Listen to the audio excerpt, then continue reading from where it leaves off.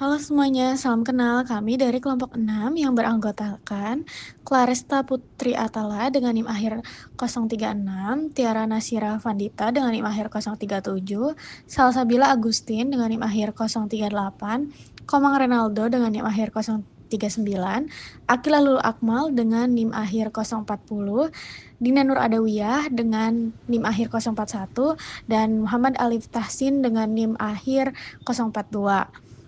Di mana dalam video ini kami akan membahas tentang tanaman timun. Nama latin timun adalah Cucumis sativus dan spesiesnya termasuk dalam famili Cucurbitaceae. Timun merupakan salah satu tanaman merambat yang ditanam secara luas untuk diambil buahnya, yang dikonsumsi baik dalam keadaan segar maupun diawetkan. Morfologi timun dibagi menjadi 5, yaitu akar, batang, daun, buah, dan bunga. Akar tanaman timun memiliki bentuk akar tunggang dengan rambut-rambut yang memiliki daya serap tipe dangkal dan memiliki panjang antara 30 sampai dengan 60 cm. Terdapat peristiwa osmosis, yaitu masuknya air tanah ke dalam akar. Hal ini dikarenakan air dalam akar memiliki konsentrasi lebih tinggi dibandingkan dengan air tanah. Terdapat pula peristiwa difusi, di mana masuknya mineral dan nutrisi dalam tanah bergerak ke dalam akar timun. Hal ini terjadi karena dalam akar dan tumbuhan timun memiliki konsentrasi rendah mineral dan nutrisi, sehingga mineral dan nutrisi dalam tanah masuk ke dalam akar. Selanjutnya, morfologi batang. Tumbuhan timun adalah tumbuhan yang memiliki bentuk merambat dan termasuk tanaman semusim. Batang timun memiliki ciri berupa batang lunak dan berair, berbentuk pipih, berambut halus, berbuku-buku, dan berwarna hijau segar. Panjang atau tingginya tanaman dapat mencapai 50 sampai 250 cm. Bercabang dan bersulur yang tumbuh di sisi tangkai daun. Di batang timun, difusi memungkinkan terjadinya perpindahan gas seperti oksigen dan karbon dioksida di antara sel. Misalnya oksigen yang dibutuhkan untuk respirasi seluler yang akan berdifusi dari dalam sel ke luar sel yang membutuhkan. Sedangkan osmosis pada batang timun terjadi ketika sel-sel yang ada pada batang menyerap air dari tanah melalui akar. Tanaman timun memiliki daun tunggal berbentuk lebar dan menjari dengan 5 lobus yang menonjol. Ujung daun pada tanaman timun biasanya meruncing dengan tepi yang berjeriji. Sedangkan permukaan daun timun biasanya berbulu halus atau kasar, dan ketika disentuh seringnya terasa agak kasar. Daun timun tumbuh secara bergantian di sepanjang batang merambatnya. Hal ini membantu tanaman merambat dan mendapatkan sinar matahari secara optimal. Difusi oksigen dan karbon dioksida. Pada saat berfotosintesis, karbon dioksida dari udara berdifusi masuk ke dalam sel-sel daun melalui osmosis, dan oksigen yang merupakan hasil fotosintesis berdifusi keluar dari daun. Difusi juga terdapat pada uap air yang dihasilkan dari dalam daun yang berdifusi keluar melalui stomata, terutama ketika pada suhu tinggi dan kelembapan rendah. Jika sel daun berada di lingkungan yang kering dan tanaman kekurangan air dari dalam sel-sel daun akan keluar melalui osmosis, mengakibatkan daun menjadi layu. Osmosis juga terdapat dari pelepasan oksigen yang dihasilkan dari timun. Memiliki warna kuning yang cerah dan berukuran kecil. Memiliki bunga jantan dan bunga betina yang terpisah, tapi mereka dalam satu tanaman atau berumah yang sama. Bunga jantan biasanya muncul terlebih dahulu menghasilkan serbuk sari dan tidak menghasilkan buah, sedangkan bunga betina memiliki bakal buah di bawah kelopak yang terlihat seperti timun kecil. Jika bunga betina berhasil diserbuki oleh bunga jantan, bakal buah ini akan berkembang menjadi timun yang besar. Timun dikenal memiliki kandungan air yang sangat tinggi. Biasanya berbentuk silindris dan panjang bervariasi antara 10 hingga 30 cm. Kulit timun biasanya berwarna hijau, meskipun ada juga yang berwarna lebih terang maupun belang. Kulit timun biasanya halus maupun bertekstur bintik-bintik, di mana bagian timun terdapat kandungan banyak air, sekitar 95%, sehingga cocok untuk menjaga hidrasi tubuh. Juga memiliki daging buah berwarna putih dan terdapat biji. Dalam buah timun mengandung vitamin K, C, dan A, sehingga bagus untuk menjaga hidrasi dan kesehatan kulit. Proses pembuahan pada timun dimulai dari proses pembentukan bunga, di mana timun merupakan tanaman monoecious, yaitu memiliki bunga jantan dan bunga betina yang terpisah dalam satu tanaman. Bunga jantan menghasilkan serbuk sari atau polen yang terdapat pada benang sari, sedangkan bunga betina memiliki ovarium di bagian bawah bunga yang tampak membesar dan dapat berkembang menjadi buah jika terjadi pembuahan.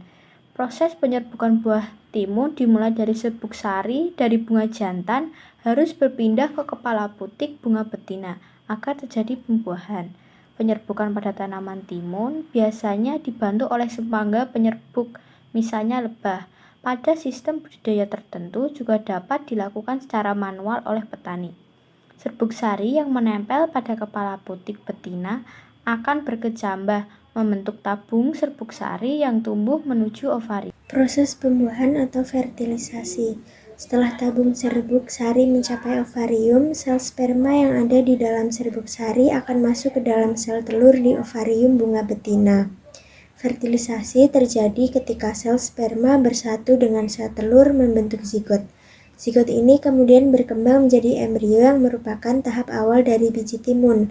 Setelah terjadi pembuahan, ovarium bunga betina mulai membesar dan berkembang menjadi buah timun. Selama fase ini, hormon seperti giberelin, auksin, dan sitokinin bekerja sama untuk memacu pertumbuhan buah dan perkembangan jaringan dalam buah. Buah timun tumbuh dengan cepat dan sel-sel dalam buah mengalami pembelahan serta pemanjangan yang intensif. Nutrisi, air, dan hasil fotosintesis atau glukosa dialirkan melalui floem ke dalam buah untuk mendukung pertumbuhan ini. Selanjutnya, proses pematangan buah. Setelah ukuran buah mencapai tahap optimal, buah mulai mengalami pematangan. Pematangan ini melibatkan perubahan fisiologis dalam jaringan buah, seperti peningkatan kandungan gula dan perubahan tekstur yang membuat buah lebih renyah dan siap dipanen.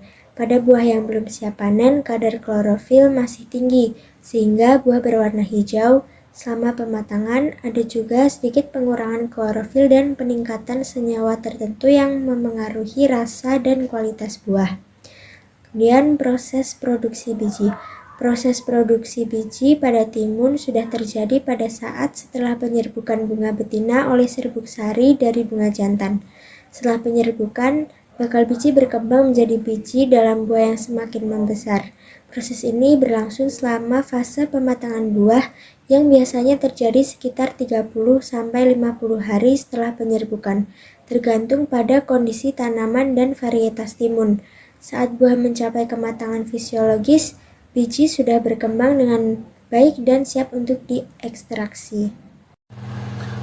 Dan selanjutnya itu fisiologi tanaman timun, yaitu ada berkecambah. Biji timun yang berkecambah setelah diserapnya air yang cukup akan pertumbuhan dimulai dengan munculnya akar, diikuti dengan perkembangan kotiledon yang berfungsi sebagai cadangan makanan awal bagi tanaman muda. Dan selanjutnya itu pertumbuhan akar.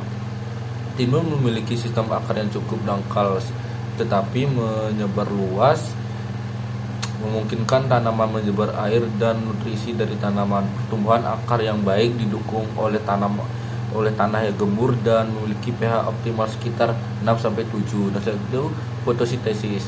Tanaman timun menggunakan fotosintesis untuk memproduksi energi yang dibutuhkan untuk pertumbuhan. Fotosintesis pada timun berlangsung di daun yang mengandung klorofil. Proses ini berlangsung optimal pada kondisi cahaya yang cukup sekitar 20-30 derajat Celcius dan kelembapan yang sesuai.